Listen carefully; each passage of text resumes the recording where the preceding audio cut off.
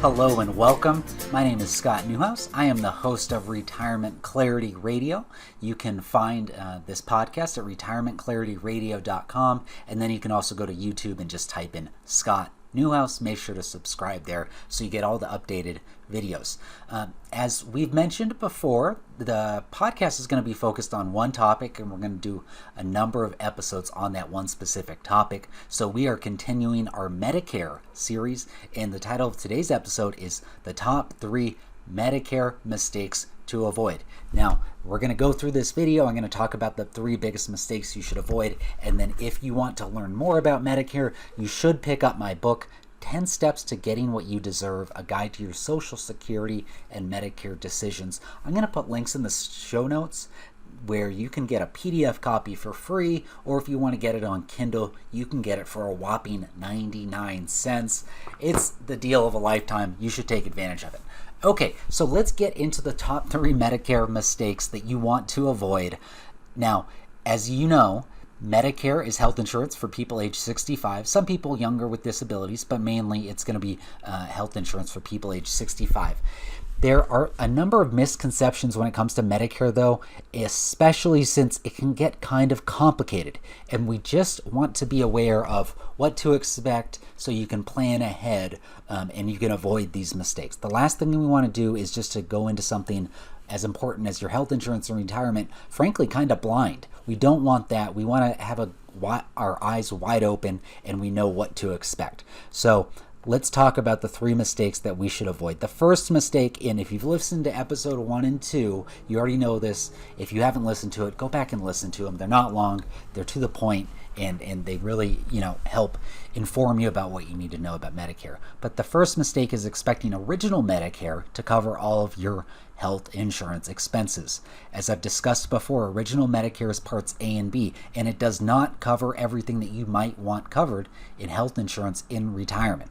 So, the main things that it does not cover, original Medicare does not cover, is most dental care, dentures, eye exams, routine foot care, hearing aids, exams to fit the hearing aids, acupuncture, cosmetic surgery, and long-term care. So that is not covered. You know what else is not covered in original Medicare is prescription drugs. A lot of people have prescription drugs, and if those are really costly for you, you might want to help. You might want to get help with an insurance policy to help cover the cost. So all of that stuff is not included in original Medicare. If you want more coverage, then you need to consider a Medicare Advantage or a Medicare Supplement / Medigap plan. And I discussed that in the previous episode number 2. What's the difference between Medicare Advantage and Medicare Supplements? So go listen to that if you haven't listened to it already. Another issue that people have in terms of mistakes with their original Medicare is that they're not anticipating paying for deductibles and copays. Medicare and original Medicare is not free. You have a Part B premium, and then you also have deductibles and copays depending on whether you do original Medicare or Medicare Advantage or Medicare Supplement. So you just need to plan ahead for those added expenses. Yes, you've paid into Medicare for many decades, but that doesn't completely eliminate the cost for you as the consumer of Medicare. That covers it. That covers it for expecting expenses with Medicare. So again, it's not going to be free and it's not going to cover everything, so you need to be aware of that. The second big mistake that people make with Medicare is they miss their initial enrollment period. You have a 7-month window between your 65th birthday, the 3 months before your 65th birthday, the month of your 65th birthday, and then the 3 months after your 65th birthday to sign up for Medicare. And you want to sign up for Medicare's Parts A and B, original Medicare, and then you want to consider Medicare Advantage and then Medicare Supplement / Medigap. Now, there is a penalty if you don't sign up on time. And the penalty for Part A is 10%, and it's charged for twice the number of years that the enrollment was delayed. And so that remains the same regardless of how long you delay enrollment. The next penalty is Part B, and this is a really tough one. This is one that you really want to avoid. It's an additional 10% for each 12-month period that you are delayed. And then you have to pay that extra penalty for as long as you have Part B. So it could be, frankly, for the rest of your life. So you want to make sure you definitely sign up for Parts A and B when you are first eligible in that 7-month window. There's also a penalty for Part D, which is prescription drugs. Now, this is optional, so if you don't think you need or want prescription drug coverage, then you don't have to worry about this. But if you do miss the initial enrollment period for Part D, there is a 1% of the average Part D premium for each month that enrollment is delayed. So basically like a surcharge of that 1%. And that penalty is going to be applied for as long as you have Part D coverage. And that's our second big mistake, is missing your initial enrollment period. That is so important that you do that on time, so that you don't have to pay any of those penalties, and especially for Part B and D, which you're going to have to pay that penalty for as long as you have that coverage. Now, the third mistake is something that actually a lot of people don't think about, and the third mistake is not reviewing your annual coverage. This is so important to do because Medicare Advantage plans, as well as the Medigap/Medicare supplement plans, they actually can change on a yearly basis. These are private insurance companies that Medicare has approved as Medicare Advantage and Medicare supplement plans, but they do have the ability to change their plans, to tweak their plans, to maybe cut off some services, increase or decrease deductibles, copays, etc. So you do need to do your due diligence during the annual notice of change. They're going to send you this big packet, and they're also going to probably notify you of changes to your plan as well.